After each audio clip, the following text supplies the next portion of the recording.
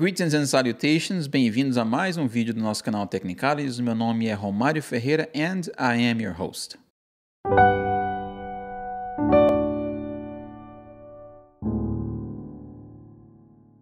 Hoje nós iremos assistir a segunda parte da nossa entrevista, nossa conversa com o Guilherme Bran. Se você não viu a primeira parte, corra lá no vídeo anterior, dê uma olhada nos nossos vídeos aí, você vai ver o vídeo anterior, a primeira parte, vá lá, dê uma assistida e você vai curtir bastante essa conversa.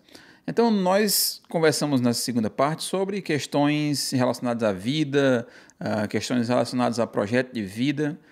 E se você, assim como eu, tem um projeto de vida ou está ajustando o seu projeto, não deixe de ver essa segunda parte da nossa conversa. Fique aí com a segunda parte da conversa com o professor Guilherme Bran. Eu vou perguntar de uma outra coisa. A gente falou um pouco sobre isso, eu vou pegar um gancho de uma coisa que eu deixei passar, mas eu vou voltar lá e trazer de volta para cá. Que é a questão do você falou aí. Essa questão do professor não ser tão valorizado e outras profissões também não serem, mas você fala e eu acompanho no seu canal no YouTube, inclusive recomendo para quem estiver assistindo esse vídeo aqui que assista, porque tem muita coisa até... Como eu falei, eu sou viciado em tutorial, às vezes o tutorial do negócio que eu uso muito pouco. Outro dia eu estava vendo um tutorial teu sobre uma aula sobre fatores e raiz quadrada e tudo mais. E eu falei, rapaz, que interessante isso aqui. Fiquei vendo o vídeo todo. Então, eu queria voltar aqui, já que você falou em um dos vídeos sobre educação financeira. Já que a gente lida com essas profissões pouco valorizadas, é muito importante que a gente entenda como se virar na vida, para a gente não ficar na mão e ser, assim, manipulado com muita facilidade. É uma coisa que você precisa, independência. Então, fale para nós sobre sobre o seu canal e como você aborda esses temas e a importância disso e tudo mais. Ok. O hábito de leitura eu tenho desenvolvido há 1 ano e meio, 2 anos. O hábito de estudar finanças eu tenho desenvolvido há uns 6 meses. Então, há uns 6 meses eu comecei a assistir muitos vídeos e comecei a buscar muitas informações, comprei livros e comecei a me municiar dessa ideia, muito por influência da minha esposa, que já estudava o tema, e também por influência da necessidade de sonhos, né? Nós gostamos muito de viajar e para desenvolver esses objetivos a gente precisa ter estratégias. E também, quando em 2016 o meu pai faleceu e deixou para mim e para minha irmã alguns bens. Então eu não me senti não me sentiria um filho fiel se eu pegasse todos os meus bens e rasgasse, gastasse tudo e dissolutamente acabasse com eles. Então, foi também um motivo de honrar a história e o trabalho do meu pai, que foi muito duro, pegar esses bens que ele proporcionou para mim e tentar multiplicar. Então, eu já há uns 2 anos já vinha conversando com pessoas e me inteirando do assunto finanças, mas na hora que a administração de algumas coisas realmente caíram sobre mim, eu me senti na necessidade de entender isso mais a fundo, de quais seriam as melhores formas de se investir. Então, a primeira coisa que eu entendo em relação à educação financeira é que a gente tem que ter um porquê queremos ganhar dinheiro. Eu gosto muito de abordar que existem coisas que o dinheiro compra, existem coisas que o dinheiro não compra. Então, dentro desses assuntos, é muito importante nós desenvolvermos um propósito. Eu quero multiplicar meu dinheiro porque eu quero aposentar. Ou eu quero multiplicar meu dinheiro porque eu quero viajar. Eu quero eu quero ter dinheiro para ter dinheiro, porque essa busca é muito vazia. Então, Eu quero ter dinheiro para ajudar pessoas ou para ajudar famílias. Então, eu gosto de trabalhar a educação financeira baseada num propósito pessoal, de vida, vocacional, ah, sonhos, sempre nesse sentido. E aí, no que diz respeito à educação financeira, a primeira coisa que eu preciso dizer quando eu falo sobre esse tema é que não existe nada fácil. Não existe nada fácil. Não existe dica quente que possa te levar de um nível para um outro nível. O que existe é envolvimento sincero, profundo e aprendizado pouco a pouco, dia a dia. E quanto mais tempo você dedica a isso, melhor você vai entender. Então, você precisa cruzar a linha, qualquer pessoa que estude finanças precisa cruzar a linha de especulador para investidor. E quando você se torna um investidor, você precisa descobrir em quais ramos dos seus investimentos você vai querer se apoiar. Então, se é o ramo imobiliário, se é o ramo imobiliário em ações, se você vai querer dinheiro físico, se você vai querer guardar uma renda líquida que você possa tirar, ou se você vai querer ter um ganho maior num futuro. E ensinar também em educação financeira que não existe uma carteira única com um único ativo que possa te levar a lugares melhores, sempre passando por uma diversificação. Então eu acredito muito no investimento fundamentalista, muito difundido por um dos maiores bilionários do mundo, Warren Buffett, que é baseado nas ideias de Benjamin Graham. Então, é um dos meus livros que tá sempre aqui perto de mim, vou mostrar aqui na câmera. Investidor Inteligente, é um livro de cabeceira, fica junto com a minha Bíblia já surrada de anos, mas se tornou a minha Bíblia de investimentos, onde eu faço pesquisas e busco isso. Então, educação financeira sempre aliada a propósito, sempre aliada a diversificação e sempre aliada a estudo constante, aprendizado sempre, sempre, sempre. Muito bom. Enquanto você falava, eu estava pensando aqui numa outra coisa relacionada a isso, que eu não sei se você conhece, e se não conheceu, gostaria de apresentar, é um projeto chamado Lifebook. Eu vou falar no... Lifebook. Livro da Vida. Okay. O Lifebook é o seguinte, é um casal, é uma ideia criada por um casal americano, que eu vou contar resumidamente a história e como é que veio a existir o Lifebook. Esse rapaz, eu esqueci o nome dele agora, eu lembro da esposa, Misty é o nome da esposa dele, mas ele era jovem e empresário, tinha várias empresas, trabalhando excessivamente, até um dia que ele teve um ataque de pânico durante uma apresentação, na verdade, e ficou em casa, voltou para casa, né, teve que voltar para sua casa e ficou bastante tempo sem ter condições de fazer nada, sem ter condições de trabalhar, sem ter condições de funcionar direito. E aí o pai dele deu para ele um curso de desenvolvimento pessoal, que era um curso de alguém lá. E aí ele passou a perceber que tinha muita coisa na vida dele que ele não pensou, coisas que ele não planejou na vida, que ele nunca tinha parado para pensar.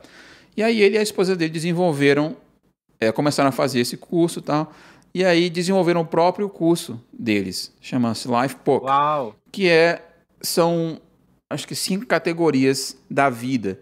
Ele lhe dá um curso de algumas semanas, acho que 5 ou 6 semanas, que ele lhe dá toda semana 2 categorias para você aprender sobre elas e pensar sobre elas, traçar os seus propósitos para aquelas categorias e o plano de ação para aquelas categorias. E aí a primeira dela é Fitness, Life Fitness, que é a sua saúde física.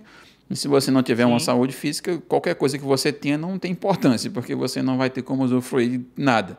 Então, a saúde física, a saúde, o aspecto financeiro, o aspecto espiritual, o aspecto emocional e eu acho que tinha mais um outro. E o aspecto social. São 5 coisas, né? Como você se relaciona com as pessoas e amizade e tudo mais. Sim. E é um curso que eu achei muito interessante. Eles quiseram fazer isso gratuitamente para as pessoas. Qualquer pessoa que quiser fazer, gratuitamente. Mas tem um detalhe. O detalhe é o seguinte, você tem que se comprometer, de fato, a fazer o curso. Então, o que é que eles fazem? Você tem que pagar $500 a eles. E quando você terminar o curso, se você fizer todo, eles te dão de volta os $500. Mas se você não terminar, o dinheiro fica com eles. Eles ficam com eles. Então, é para mostrar que você de fato está interessado naquilo. E quando você, como eles falam, quando você coloca a sua pele no negócio, aí você... Skin in the game. Quando put your skin in the game, aí você vê, aí você se interessa pela coisa. E a gente fez, Sara e eu fizemos, e ele fala sobre várias coisas, inclusive o aspecto financeiro, que é uma coisa que você abordou no seu vídeo sobre isso, e agora também, que é aquela questão, o que é o dinheiro? O que é uma coisa que ele até falou, que falou exatamente o que você tinha dito. O dinheiro não... O pessoal é ensinado de que o dinheiro é a raiz de todos os males, mas não é o dinheiro que é a raiz de todos os males, é o amor ao dinheiro, por amar o dinheiro, por amar o dinheiro. Não, quando você pensa no dinheiro como isso aqui é o meu trabalho cristalizado, quantas pessoas eu consegui ajudar, isso aqui é o dinheiro. Então, é isso que ele fala no livro. Quando você começa a entender isso, porque as crianças vão todas para a universidade e aprendem, estudam, mas ninguém ensina como é que você ganha dinheiro. Então, como é que você ganha dinheiro, como é que você lida com o dinheiro. E aí, pronto, você sai um profissional, talvez o melhor do mundo, mas você pode ser completamente mal sucedido porque você não sabe, você não aprendeu o essencial, que é a questão do negócio, né? Exato. Então, o dinheiro é uma ferramenta. E quando ele deixa de ser ferramenta, quando ele se torna fim, ele começa a ser prejudicial. Porque as pessoas, elas são colocadas no mundo e é como se eu vejo as pessoas como um carrinho de fricção, em que essa coisa que puxa a gente para trás, para então a gente ir, são as nossas vocações, as nossas habilidades, os nossos desejos, os nossos sonhos. Então, os nossos desejos, os nossos sonhos, as nossas habilidades, eles nos puxam para trás e eles vão nos empurrar para frente em direção a essas coisas. Só que quando quando a mola da vida solta você, se você for em direção ao dinheiro, é como se a sua força motriz, essa energia que foi carregada no carrinho de fricção que foi puxado para trás, ela quebrasse. Então você fica patinando, ou então você fica parado, você não se desenvolve emocionalmente, socialmente, porque buscar só dinheiro é vazio. Então é muito importante a gente ter a ideia de que dinheiro é ferramenta de alcance de um propósito. E o dinheiro é uma ferramenta que potencializa o nosso caráter, potencializa a nossa visão. O dinheiro é uma ferramenta que destrava desejos, que destrava sonhos ou destrava as nossas concupiscências, os nossos desejos errados. O dinheiro, ele é uma ferramenta, é incrível. E ele deve ser sempre tratado como uma coisa e nunca como um ser, como um ente que faça parte da nossa, de quem nós somos, assim. Eu gosto muito de um movimento que é social, que é comum no meio de pessoas que buscam uma identidade, que é a seguinte pergunta: como você se define sem dizer o que você faz? Pois pronto, Romário. Diga aí, como é que você se define sem dizer o que você faz? Depois de você, eu vou falar como é que eu me vejo. Essa é uma ótima pergunta. Eu falei isso... Sara e eu, minha esposa, a gente estava conversando sobre isso um dia. E eu vou responder a pergunta, mas eu vou dizer primeiro... o contexto. Como foi que a conversa aconteceu? Que a gente fala o seguinte, geralmente quando você pergunta... Tem muito disso. Você pergunta a alguém... você começa uma conversa com alguém e parece que você parte direto para o que é que você faz, o que é que a pessoa faz. E aí você automaticamente cria uma imagem da pessoa, quando a pessoa te diz o que é que ela faz, você já cria uma imagem dela, que às vezes a pessoa, por exemplo, como eu, uma das coisas que eu mais gosto de fazer é ser músico, é tocar música. Mas se eu falo primeiro o que eu faço profissionalmente, a pessoa, quando eu falo que toco algum instrumento, a pessoa fica assim, confusa. Mas como é que pode você tocar um instrumento? Quase não entende, não compreende isso. Então, como é que eu me defino sem dizer o que eu faço? Então, eu sou uma pessoa que ajudo... Eu gosto de ajudar as pessoas. Gosto de fazer com que as pessoas aliviem as suas dores. Gosto de fazer com que as outras pessoas tenham sucesso nos projetos que elas têm. Então, a minha missão de vida é tentar fazer com que as pessoas alcancem os objetivos que elas têm e que estão temporariamente incapazes de fazer por alguma coisa na vida delas que as colocou naquela situação. Então, o meu processo é de ser um parceiro dessas pessoas e tentar dar a elas a oportunidade de retornarem ao que elas amam fazer, de aliviar as suas dores, de ensinar a elas a como resolverem os problemas que elas estão lidando naquele momento e problemas futuros que elas terão, tentar explicar, tentar ensinar, educar. Então não falei minha profissão, mas é isso que eu... essa é a minha missão, né? E uma outra missão é trazer alegria às pessoas, sucesso, realização, e é isso, mais ou menos isso que é o meu, que eu gosto de fazer, e é assim que eu me defino. Eu vou dizer a minha resposta do dia, porque sempre que me perguntam isso, as coisas vão mudando, mas agora, geralmente, em torno de uma mesma coisa, mas as palavras vão mudando. Eu costumo me perceber e me entender como um cara criativo e comunicativo. E eu gosto muito de comunicar e, graças a Deus, eu consegui uma profissão que se adequa a essa minha autodefinição, né? Porque cada um de nós tem, assim, virtudes que chamam mais atenção. Agora, fazendo um comentário, né? Então, a minha resposta rápida é: eu sou um cara criativo e comunicativo. Essa é a minha resposta objetiva. Mas é muito importante essa resposta, né? Porque geralmente, quando as pessoas conseguem responder quem elas são sem dizer o que fazem, elas geralmente encontram virtudes. Elas geralmente encontram fatores positivos. E encontrar fatores positivos não é o comum. Geralmente, quando nos olhamos, é mais facilmente que a gente encontre fatores negativos e coisas que não somos ou que ainda não alcançamos, do que necessariamente as nossas positividades, as nossas qualidades, as nossas características louváveis, elogiáveis, né? Então, no seu caso, a primeira coisa que você falou tem a ver muito com generosidade, com altruísmo, e tudo que se seguiu foi a ver com isso. E isso é muito forte, assim. Recentemente, numa formação para professores, eu fui estimulado a escrever num papel o nome de 3 pessoas que eu admirava, o mais rápido possível, sem dizer porquê, só o nome de 3 pessoas. E então eu escolhi a minha esposa, escolhi um pastor que marcou muito a minha vida, pastor Samuel Soares, e escolhi o meu pai.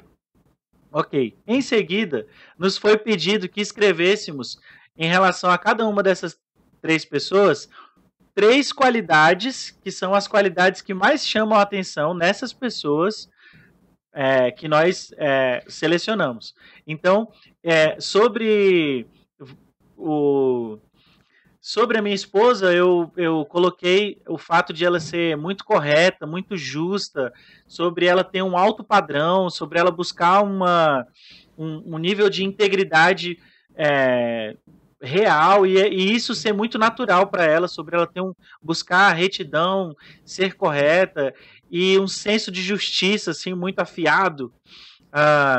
Sobre o meu pai, eu coloquei o fato de ele ser generoso e o fato de ele conseguir corrigir, de ele conseguir ter um confronto respeitoso, que nem sempre é comum na nossa sociedade.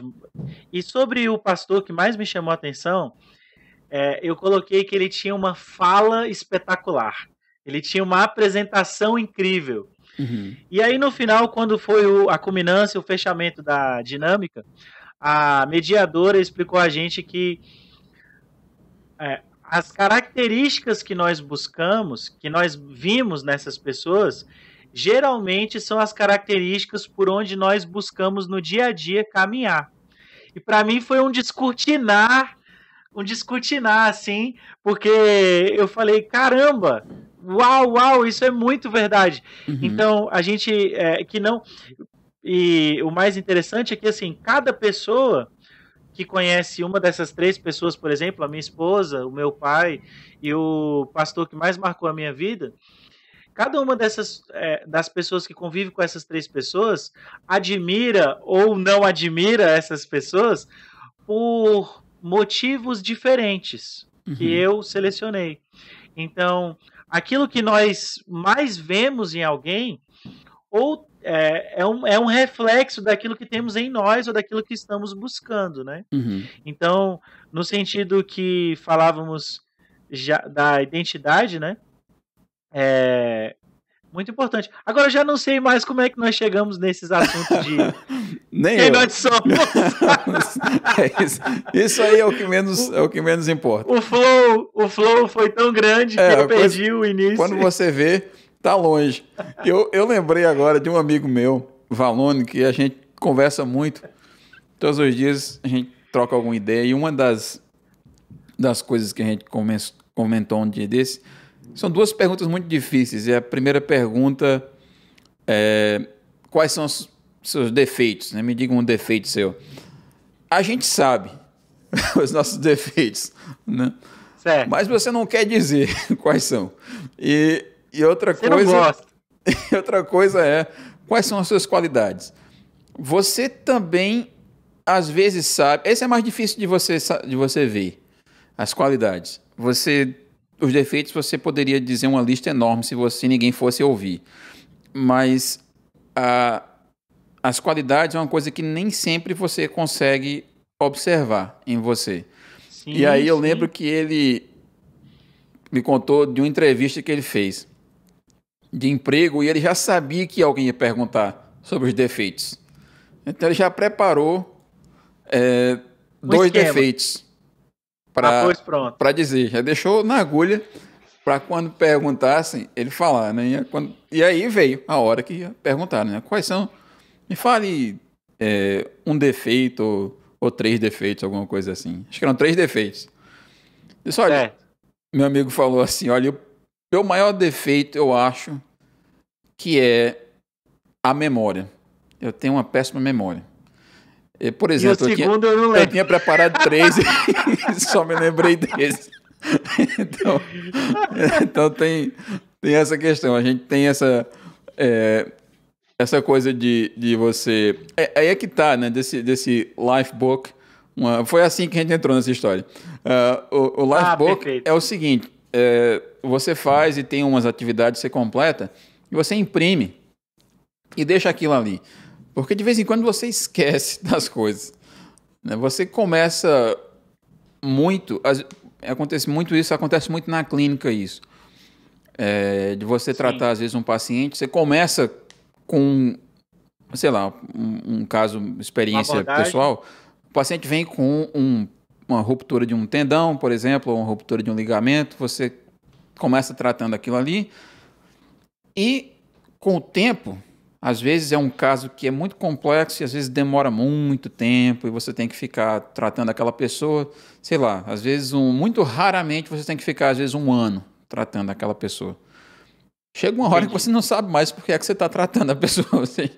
Você já superou aqueles. Você tem que de vez em quando estar voltando para ler o que você escreveu antes, porque você Sim, começa a se esquecer do que o trouxe ali, né? Então, essa certo. questão do livro, você precisa do Lifebook. Você pode, ele fala, de vez em quando você pode fazer uma atualização daquilo ali, mudar porque os seus planos mudam, os seus objetivos vão mudando, você vai alcançando algumas coisas que você tinha antes como objetivo, e agora já não é mais um objetivo, já passa a ser uma realidade, você tem que ir adaptando aquilo ali. E é importante essa consulta de vez em quando para você ir vendo, ó, o que é que eu já alcancei, o que é que falta alcançar, como é que eu preciso adaptar essas metas e tudo mais. Então tem a vida Eu, é assim, você tem que estar de vez em quando dando uma ajustada nos comandos aí, para poder não perfeito. perder o... Eu tô participando, você me fez lembrar de uma coisa que eu tô participando. Eu, no Brasil, foi aprovado no Congresso e também sancionado pelo presidente o novo ensino médio. O presidente Temer, se eu não me engano, o penúltimo. O, isso mesmo. E aí, no novo ensino médio, existe uma coisa muito, muito novidade por aqui, que é uma coisa chamada projeto de vida. Então, a escola em que eu participo no governo, na secretaria, eu sou concursado aqui pela Secretaria é, do, de Educação do Governo do Distrito Federal, e a escola em que eu participo foi escolhida para ser piloto. E quando a minha escola foi escolhida para ser piloto, me despertou muito esse tema projeto de vida, porque eu vejo muito na minha prática que quando o menino chega na sala de aula para aprender matemática, o último dos problemas dele é como é que soma, como é que subtrai, como é que faz uma equação. É que ele às vezes veio para cá, mas ele está obrigado a estar no colégio, ou ele veio para a sala e ele está desmotivado, triste, sem porquê, sem razão. E eu participo hoje do Projeto de Vida, uma iniciativa que já é nacional, porque o novo programa vai ter que estar vigente agora em 2021. Então, nós somos ali escola piloto. E uma coisa que você falou que eu vejo muito, muito mesmo, fazendo as atividades iniciais de autodiagnóstico, porque uma coisa que a gente trabalha muito no projeto de vida é o autocuidado, é o autoconhecimento, para depois a gente trabalhar empreendedorismo, vocação e tudo mais. Então, nessa fase inicial, estamos trabalhando com os meninos a identidade, né? E eles têm muita dificuldade de encontrar qualidades, defeitos. Eles conseguem realmente, como você disse, escrever bastante. Eu tenho aqui muito material de atividades que eles fizeram e de defeitos eles escrevem muitos defeitos, enquanto qualidades têm-se dificuldade. Então, é muito importante a gente ter essa visão de vida, porque essa visão de vida impacta no aprendizado de uma nova língua, no aprendizado de uma matemática, se você quiser, ou como você falou, a gente entrou nesse tema falando das finanças, né? Então, descobrir os seus porquês é muito, muito, muito importante. Essa semana, eu não sei se você já ouviu falar na série da Netflix chamada Ozark. Já, já. Ozark. Inclusive Você já conheço a região, é em Missouri. conhece aquela O região? lago é uma região que tem uns lagos grandes, chama Ozark. Exato. Então, essa série se passa de uma família que, por algumas situações, ela acabou envolvida com o tráfico de drogas. E o contador lá, que é o principal da série, ele, num dado momento de divergência com o chefe dele, que é o chefe da máfia, ele ele é levado pelos capangas para o calabouço do castelo do chefão da máfia. E a única coisa que o chefão da máfia pergunta para esse contador é o seguinte: qual é o seu propósito? O que você quer? O que você quer? E aí, enquanto o contador não sabe o que quer, não diz a que veio, não diz o que pretende, de sua vida, de seu negócio, de suas perspectivas, ele não sai do calabouço e ele fica lá sendo torturado com um rock incrível, mas que para ele não é tão legal. Ele fica lá sendo torturado e até que ele sai de lá com uma resposta. Eu quero isso. E a minha percepção, assim, quando eu vi essa cena e esse desfecho, foi que a vida de todos nós é um grande calabouço, com um bando de barulho, e de fomes, e de chateações, e de perda de tempo, e de sujeira, enquanto a gente não consegue entender aqui estamos vivendo, para onde estamos indo, por que estamos aprendendo inglês, por que estamos aprendendo matemática, ou por que não queremos alguma coisa. Então, se entender é uma das grandes jornadas do ser humano. Uhum. Para finalizar essa rodada de fala, eu queria comentar com você um pouco sobre os 9 tipos de inteligência. Não sei se você já ouviu falar dos 9 tipos de inteligência. Já, mas eu não sei os 9, não. Já ouvi falar sobre eles. Eu também, geralmente eu vou falando e algumas vezes eu consigo chegar em 9 e outras vezes não. Mas vamos lá. Eu sei que existe a inteligência motora, né? A inteligência do Neymar. Uhum. Eu e você podemos ter o mesmo número de horas de treino, de dedicação, que a nossa habilidade não vai se comparar à habilidade do colega Neymar. Podemos ser bons, mas excelentes e criativos naquele nível motor, nós não necessariamente vamos conseguir. Então tem a inteligência motora. Tem a inteligência do raciocínio lógico-matemático. Então, por mais que eu goste de matemática e que eu estude muito, eu sei que existem colegas na academia que são superiores, que são excelentes além do que eu acho que eu conseguiria alcançar. Nós temos talentos como Newton e tudo mais dentro dessa categoria. Nós temos a habilidade geográfica.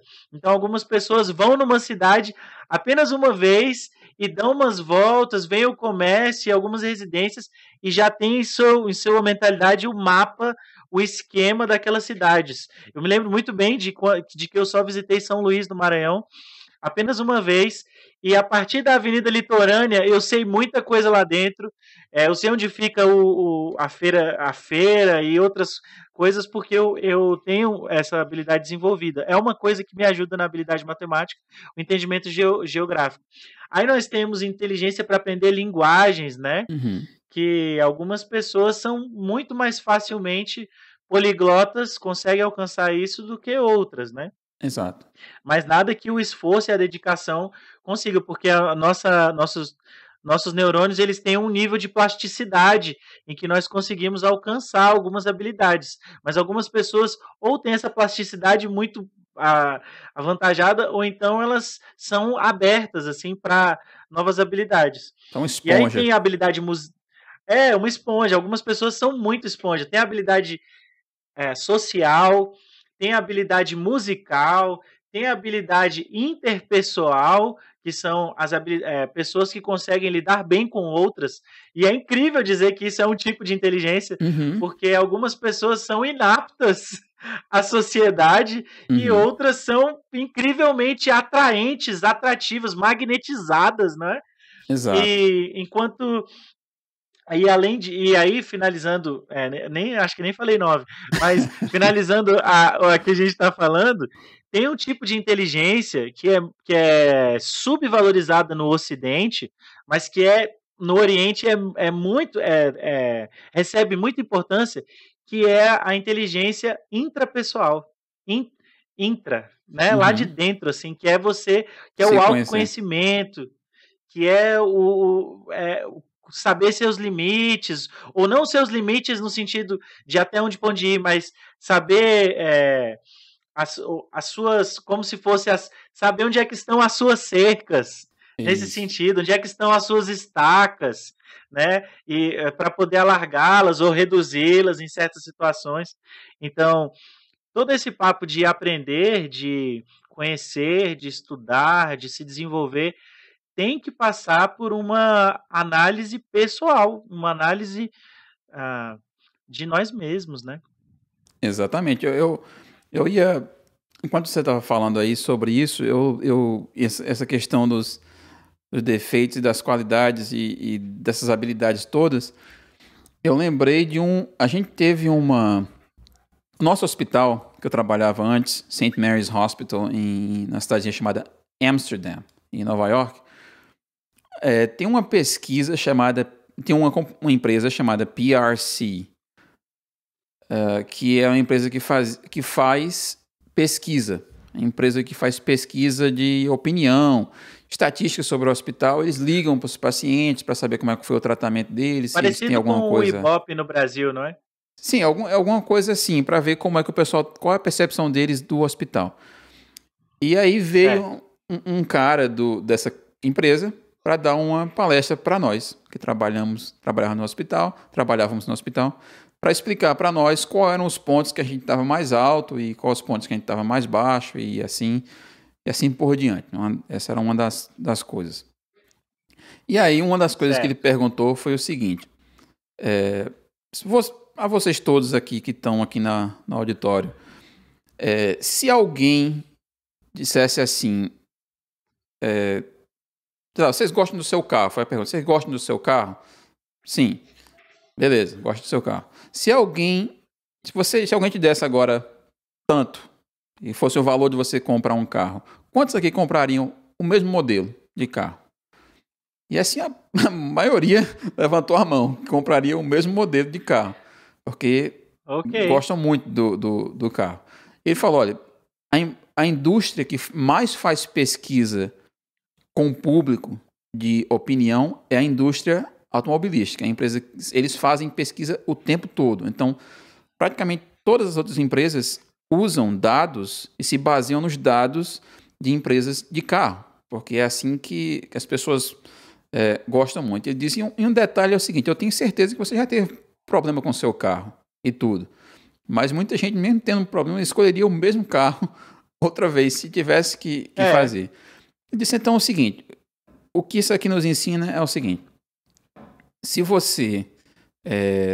a gente vê aqui no hospital, esses são os números que a gente está marcando alto. Esses são, a gente está, sei lá, satisfação Mandando dos bem. pacientes. São esse aqui que a gente está mandando ver. Tem esses outros números que a gente está mais baixo aqui. Ele disse, nosso foco não tem que ser tentar subir esses números aqui. É manter esses aqui alto, porque esses números aqui são os que estão puxando o hospital para frente. O público. É esse que está arrastando. Então a gente tem que investir nesses pontos aqui. Claro, a gente vai investir para tentar resolver algumas dessas questões. Mas o nosso foco não deve ser nunca tirar a atenção desses aqui para tentar resolver esses problemas, porque esse aqui vai aumentar 1 ponto ou 2, pouca coisa. Mas o que realmente importa é aqui, onde vocês estão fazendo um bom trabalho. Sim, sim. Então, a questão dos defeitos e das qualidades aí, né? Eu não sei como é que a gente tá no tempo aí, mas eu tô com umas ideias aqui ainda. Manda ver. É o seguinte, tem uma mudança de paradigma que aconteceu na psicologia de umas 2 décadas para cá, que foi o surgimento da psicologia, 2, 3 décadas, da psicologia positiva, né? Que foi não o surgimento, mas um crescimento da psicologia positiva, até pelo líder, se eu não me engano, do conselho aí nos Estados Unidos. Com essa mudança de paradigma na psicologia, que começou nos Estados Unidos, mas adentrou no mundo inteiro, mudou-se muito a forma de se analisar tanto equipes quanto pessoas. Então, antigamente, quando se fazia uma análise de um funcionário, quando se fazia uma análise de potencialidades, geralmente se buscava trazer as potencialidades de baixo para que elas atingissem os altos níveis, num pensamento mais generalista dessa abordagem. Mas, de uns anos para cá, tem se mudado isso para se buscar realmente desenvolver aquilo que é positivo ainda mais.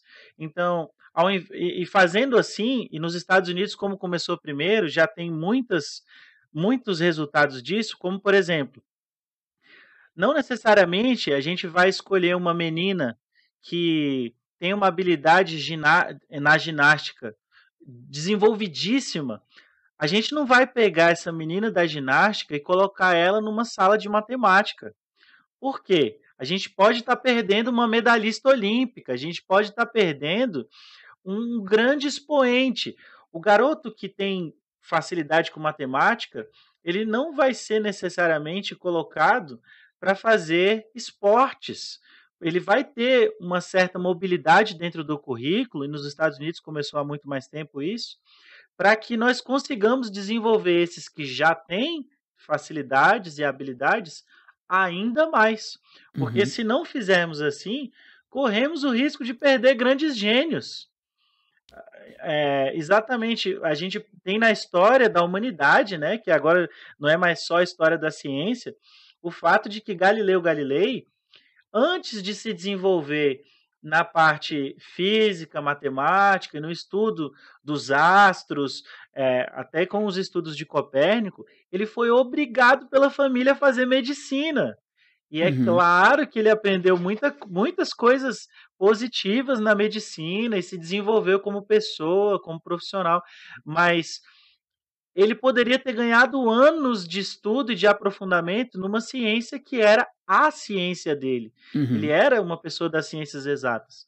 Então, eu acredito que fazendo assim, não só a gente encontra benefícios na parte de empreendedorismo, como na parte pessoal também. É Uhum. claro que se você é um ogro, meu amigo, você precisa aprender a se comunicar. Não Uhum. tem, é muito difícil. Algumas habilidades elas precisam ter um nível básico em sociedade, né? Uhum. Se você vai à padaria e dá 5,50 é, e dá 5,50 e o pão que você comprou é R$ 3, você tem que saber quanto é o troco, senão você vai viver uma vida sendo passado para trás, entende? Uhum. Então tem o básico de cada habilidade, de cada tipo de inteligência, que a gente precisa desenvolver uma certa proficiência, né? É até uma coisa de autocuidado, assim, de você se sentir um pouco melhor, assim, né? Uhum. Se gostar. É uma forma de se proteger do mundo, que o mundo não é tão amigável assim. A gente tem que entender Exatamente. isso. Então, conhecimento. Eu estava assistindo Seinfeld esses dias. Eu acabei de assistir. Tu conhece a série Seinfeld? Só um momento, me deixa só baixar um pouco o seu aqui. Tá. Ah, qual foi a série que você perguntou? Seinfeld? Seinfeld, sim. Sim, ele. Então tem um episódio que Newman, né, um amigo dele, fala, né, que quem controla as correspondências controla a informação, né? Ele é Sim, carteiro, ele fala quem controla. Então é essa questão, a informação, o poder da informação. Então sim, você sim. tem que se você tem algum controle sobre a informação, você está na vantagem, né?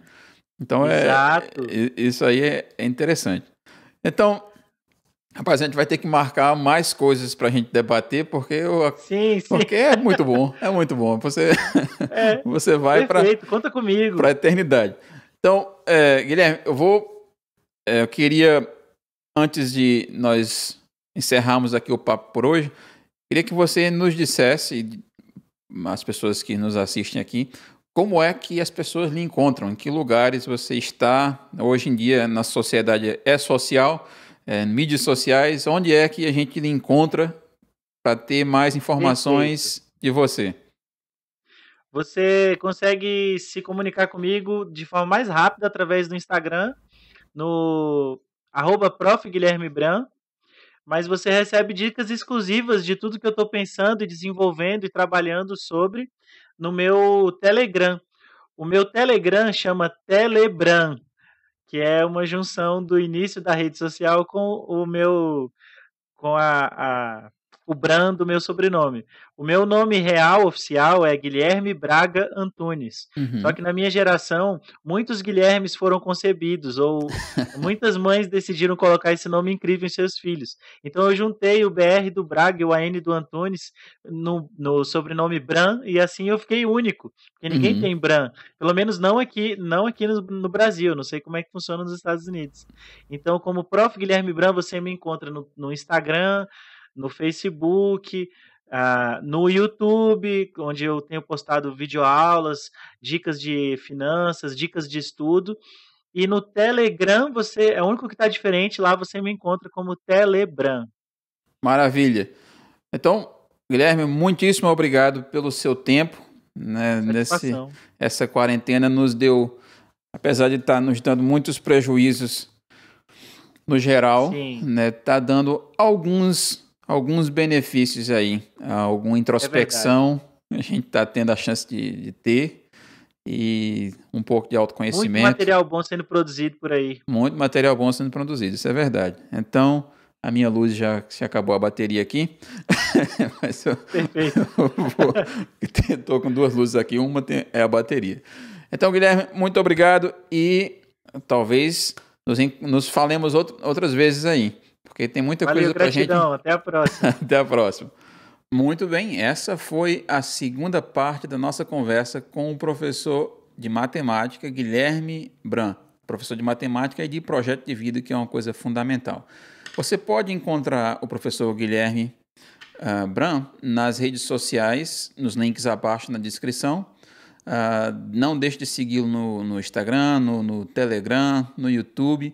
Tem muito material de excelente qualidade, materiais muito bem preparados, que vão certamente lhe ajudar muito na sua carreira e na sua vida em geral. Espero que você tenha gostado do vídeo. Deixe aí um like, se inscreva no canal se você não é inscrito. Compartilhe o vídeo com alguém que você acha que precisa ver esse conteúdo. E nos encontramos aqui no próximo vídeo, provavelmente na semana que vem, tá bom? Grande abraço.